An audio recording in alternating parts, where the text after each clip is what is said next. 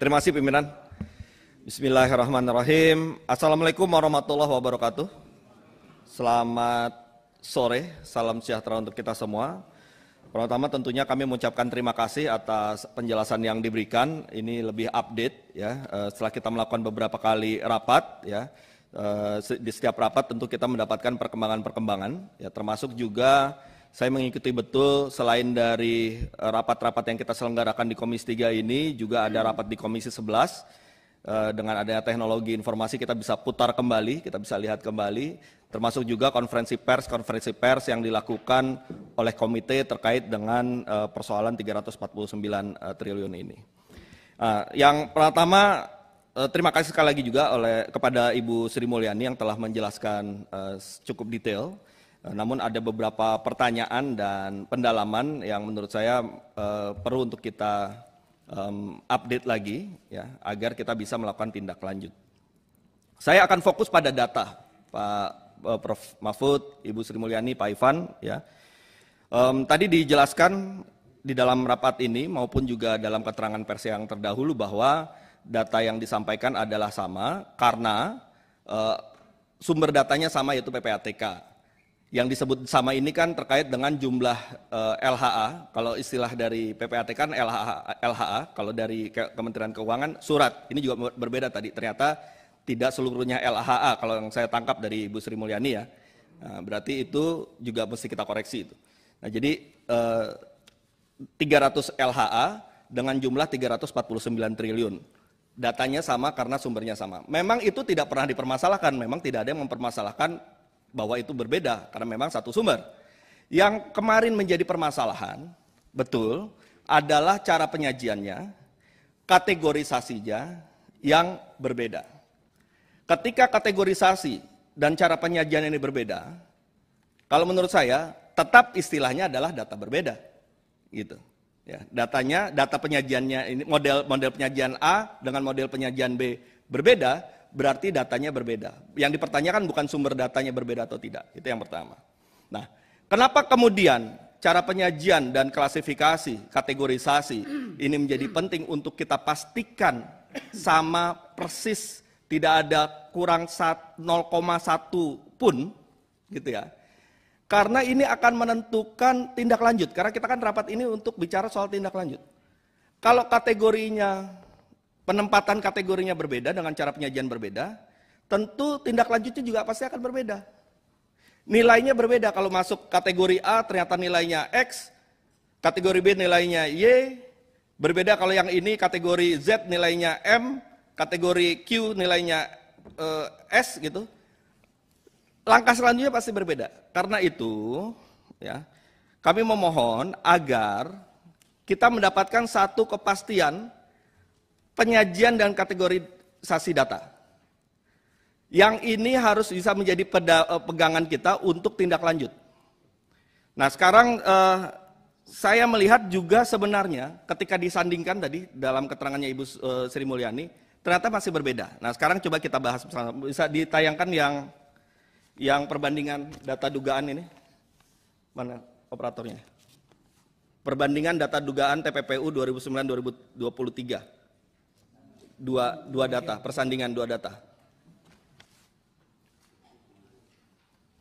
Yang data dari Ibu Sri Mulyani. Siapa operatornya? Oke ya, tolong bisa sembari dari Ibu ya. Halaman 5. Oke, ya sembari lanjut. Yang pertama, yang saya berikan masukan, karena tadi ada dua istilah yang berbeda, yang nanti akan berujungnya berbeda. Ini koreksi kalau saya keliru ya. Antara penggunaan istilah LHA dengan surat. Karena menurut keterangan Ibu Sri Mulyani, tidak seluruhnya LHA. Dalam tabel ini disebutnya LHA. Nah, kita kategorikan mana yang memang LHA, mana yang dia surat dalam bentuk apa tadi, analisis transaksi. Karena berbeda. Jadi itu dulu yang kita sinkronisasi. Yang kedua, belum bisa ditayangkan ya. Yang kedua, ada 3 kategori di sini yang disampaikan oleh Ketua Komite. Ya. Kategori pertama adalah transaksi keuangan mencurigakan pegawai Kemenkyu. Kategori kedua adalah transaksi keuangan mencurigakan yang diduga melibatkan pegawai Kemenkyu dan pihak lain. Kategori ketiga adalah transaksi keuangan mencurigakan terkait kewenangan. Oke, kita bisa lihat sama-sama 2 persandingan ini. Di kategori pertama, transaksi keuangan mencurigakan pegawai Kemenkyu, ya, ada total, kalau kita sandingkan ini, ternyata masih selisih nilainya. Sebesar 431 miliar 674 juta. 431 miliar ini besar. Ya. Nah, mungkin bisa komite mensandingkan dulu nih. Mana yang dipakai? Kita mau pakai 354,8 triliun atau 35,548 triliun atau 35,117 triliun. Karena bedanya adalah 431,674 sekian miliar. Karena ini penting, nilai satu surat dia bisa berbeda nanti nilainya. Kepada siapanya juga berbeda. Itu satu. Yang kedua, di kategori kedua pun juga berbeda.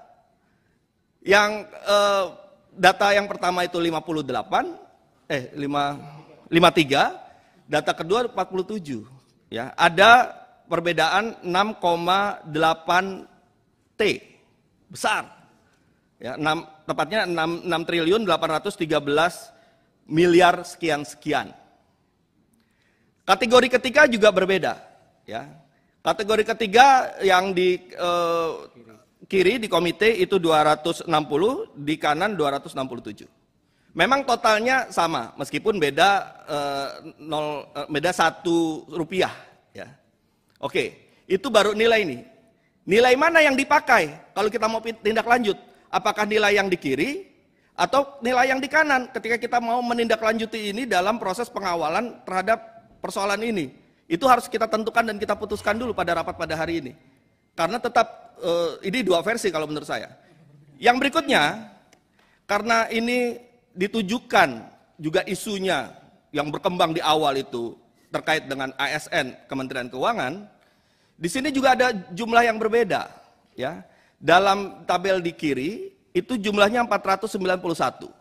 Di dalam tabel kanan 489. Memang bedanya hanya 2, ya.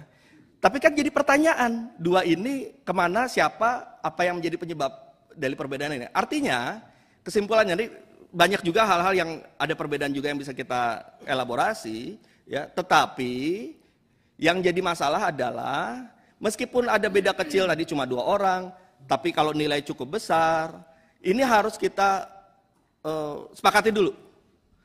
Pakai data PPATK yang diserahkan kepada komite kemudian dipublikasikan, atau pakai data PPATK yang kemudian diserahkan kepada Kementerian Keuangan, yang kemudian diverifikasi oleh Kementerian Keuangan, dengan hasil seperti ini, apakah itu yang dipakai atau kita tetap kembali yang pertama? Itu, menurut saya rapat ini mudah-mudahan bisa memastikan, saya mohon ketegasan dari kita semua ya untuk memastikan mana, karena ini berhubungan dengan tindak lanjut. Yang berikutnya, tadi yang soal LHA itu ya, itu di bagian bawah itu juga sudah ada penjelasannya, menurut saya juga harus kita koreksi nantinya ke depan. Ya. 200 surat itu LHA-nya itu 34, sementara 166 informasi transaksi keuangan. Di atas itu, di yang kiri, tulisannya semua LHA tuh.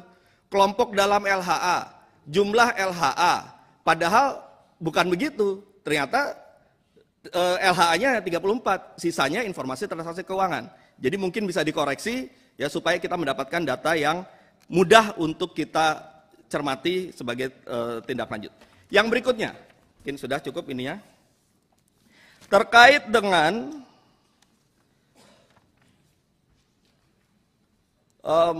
tindak lanjut yang tadi disampaikan oleh Ibu Sri Mulyani. Dari keterangan Ibu Sri Mulyani, saya menangkap bahwa hampir seluruhnya, jadi bukan sebagian besar lagi, hampir seluruhnya sudah ditindaklanjuti. Atau jangan-jangan seluruhnya, saya mohon konfirmasi apakah seluruhnya atau hampir seluruhnya atau sebagian besar, karena ini akan berbeda. Kalau sebagian besar anggaplah 50% atau 60%, jadi kita akan menelusuri nanti mengawal 40%-nya. Tapi kalau sebagian besar berarti mungkin sisa 10%, 13%, 15% itu tergantung dari hasil verifikasi ini. Nah, terkait dengan data ini, ya, kita kan mengiranya ini semua nih masyarakat Indonesia, termasuk kita-kita yang ada di DPR, 349T ini adalah 349T yang masih terus bermasalah, yang harus kita kejar. Yang kemudian 349T ini apabila kita tindak lanjuti, maka itu akan kita kejar untuk mendapatkan recovery, untuk mendapatkan pemulihan. Jadi akan kita kejar, kembalikan 349T ke negara. Kan itu yang dalam bayangan kita. Tapi dengan penjelasan Ibu Sri Mulyani, sepertinya tidak demikian. Mohon dikoreksi kalau saya keliru. Ya. Dari penjelasan Ibu Sri Mulyani, ternyata yang akan kita kejar nanti dalam tindak lanjut tidak sebesar 349T. Kenapa? Sebagian besar atau bahkan mungkin mayoritas itu sudah ditindaklanjuti. Nah, oleh karena itu saya mohon kepada komite untuk membuat satu paparan lagi, ya, tabel lagi dalam bentuk tindak lanjut. Kita pilah, ya, kita pilah dulu nih, pemilahan penting nih soal tindak lanjut. Apa yang dipilah?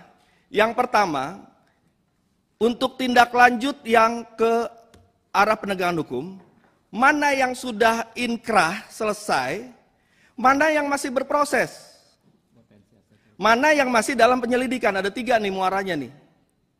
Kalau yang dia sudah inkrah, sudah selesai, berapa nilainya? Masing-masing berapa nilainya juga. Supaya kita bisa tahu nanti 349 ini masih full atau berkurang. Kalau yang sudah inkrah, maka nilai keluarkan, sebutkan nilainya, maka dari 349 itu dikurangkan yang sudah inkrah. Ketemulah angka. Yang kedua, inkrah baik itu pidana maupun mungkin non pidana, tapi dia memang bisa dikurangkan, ternyata clear gitu ya. Yang kedua, mana yang masih butuh penyelidikan, penelusuran. Berarti ini yang akan kita kawal nih. Dengan nilai berapa? Jadi kita akan tahu. Yang ketiga, ternyata juga misalnya selesai dalam bentuk clearance. Kan yang namanya transaksi mencurigakan ketika diverifikasi, dia bisa berujung pada penegakan hukum, dia bisa masih penelusuran lebih lanjut, bisa saja ternyata wajar. Transaksi wajar. Nah, kalau transaksi wajar kemudian disepakati para pihak, ditetapkan bahwa ini wajar, berarti keluar juga clearance juga. Nah, oleh karena itu kami mohon agar kami di Komisi 3 ini disediakan satu data lagi terkait dengan pemilahan dalam hal tindak lanjut, berapa surat yang telah ditindaklanjut dengan bentuknya apa, akhirnya apa, berapa nilai dari tindak lanjut tersebut. Nah, oke. Yang berikutnya, dalam keterangan pers kemarin, komite juga sudah menjelaskan terkait dengan 189 triliun. Nanti rekan kami yang akan lebih memperdalam. Tapi catatan saya adalah, ya, kan akhirnya diakui bahwa 189 ini ternyata sudah berproses hukum. Ya. Sudah ada tadi personalnya itu NO. Ya. Kemudian perusahaannya, korporasinya kena pidana korporasi dengan denda 500 juta, tapi hasil kesepakatan dari komite tetap akan ditindaklanjuti ya, dengan membangun case building untuk melakukan ini. Nah, jadi kalau memang keputusan begitu, tentu akan kita kawal bersama-sama. Ya, kita pastikan apakah ada permainan dalam prosesnya, ataukah nanti temuannya ternyata normal wajar, itu harus kita terima apapun fakta dari apa yang nanti akan dilakukan komite. Tapi yang jelas kita akan kawal untuk itu bisa terus berlanjut. Nah, yang terakhir terkait dengan pelajaran dari ini semua. Ya. Kemarin kita mengundang Kepala PPATK periode berapa ya, Pak Yunus Hussein. Ya. Kita meminta pandangan beliau. Nah, salah satu hal yang menarik, yang untuk jadi perbaikan kita ke depan, beliau menyampaikan bahwa cara kerja PPATK itu seperti kalau di sepak bola ini kan Prof. Mahfud nih penggemar sepak bola. Nih. Jadi seperti libero, seperti gelandang, ya. Dia mengoper bola, dia mengoper bola kemana, tapi bukan sebagai eksekutor. Dia tidak mengeksekusi, tidak menggolkan ke gawang.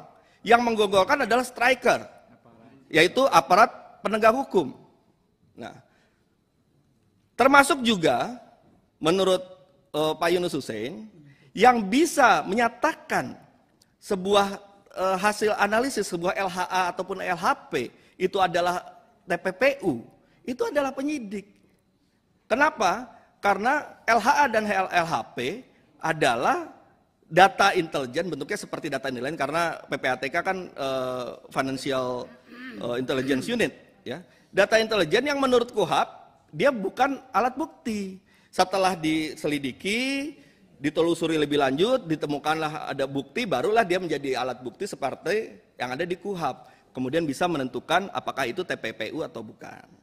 Nah, oleh karena itulah maka, karena dalam rapat pertama, Kepala PPATK menyatakan 349 triliun ini semuanya adalah TPPU. Ya. Yang kemudian juga dijelaskan, yang awalnya kita menyangka semuanya itu terjadi di Kementerian Keuangan melibatkan oknum Kementerian Keuangan, ternyata untung dikoreksi, itu lingkup tugasnya, itu sudah clear, ya. Tapi dikatakan semuanya 349 triliun itu adalah TPPU. Nah, apabila setelah kita mendengarkan keterangan dari Ibu Sri Mulyani, mendapatkan penjelasan, mendapatkan verifikasi, mendapatkan keterangan bahwa ada tindak lanjut, ya. Mudah-mudahan kita berbesar hati juga ketika ada sebuah informasi-informasi yang setelah diupdate ternyata keliru. Dalam kesempatan ini ada baiknya kemudian kita juga bisa mengkoreksi. Kalau kita bertahan pada keterangan yang ternyata sudah terupdate setelah hasil verifikasi, itu kan nanti menyesatkan publik. Publik punya hak untuk tahu. Ini adalah hak konstitusional publik untuk tahu apa yang sebenarnya terjadi. Apakah 349T seluruhnya adalah TPPU? Apakah 349T ini adalah yang akan kita kejar untuk recovery? Ataukah sebenarnya sudah kita bisa pilah lagi datanya sehingga kita punya angka final ya untuk menentukan ini semua. Nah, oleh karena itu saya mohon terakhir kalinya ini, mohon 349T ini kita pastikan berapa angka final yang belum diproses ataupun yang masih kita akan kejar sebagai pengawalan untuk kita semua. Dan saya berharap nanti kita semua kita bisa mendorong dan mengawal ini dalam bentuk pansus. Ya, kalau ada pansus nanti antara komite dengan Menteri Keuangan dengan PPATK bisa kita bantu, kita kawal ya untuk membongkar ini semua, karena memang tujuan kita ingin membongkar semua. Mudah-mudahan hak angket untuk membentuk pansus ini bisa disetujui oleh kawan-kawan semua. Terima kasih pimpinan. Billahi taufiq wal hidayah. Wassalamualaikum warahmatullahi wabarakatuh. Terima kasih Pak Tobas. Terima kasih sudah nonton. Jangan lupa like, subscribe, dan share ya.